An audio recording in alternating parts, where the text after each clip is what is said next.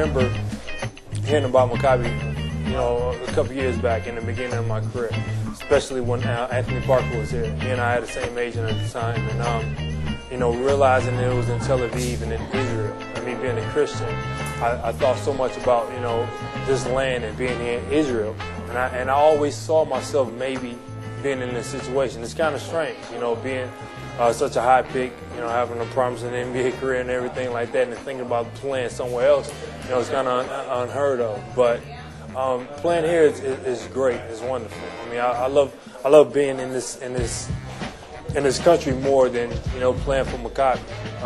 You know, just to be here, to go to all the places that I've learned and been taught through my religion and through my faith in God is just totally amazing. And I mean, the thing that's going on with the war and everything, it's totally, you know, heartbreaking for, you know, both sides. And there's so much history, and like I tell my family, they're always calling, they're always asking.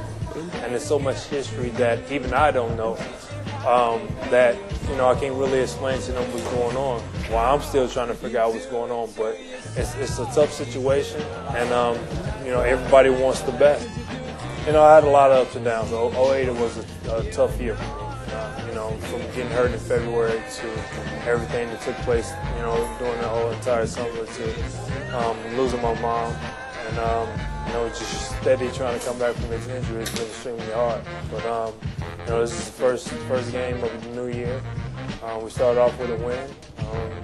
You know, I don't think anybody expected me to be back as soon as, you know, I was speaking with Derek Sharp the other day, and I told him, you know, I had to work, you know, 2 times as hard to be as good as I was last year. Now I got to work 5 times as hard to get back to where I was. And I talk to my kids every day. You know, it's something that I make sure I do each and every day.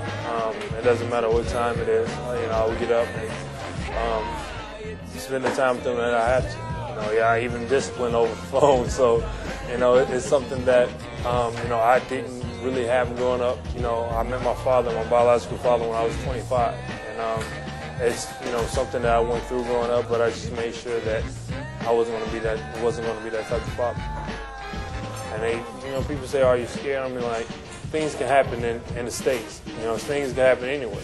So I definitely have a huge faith belief in my Savior.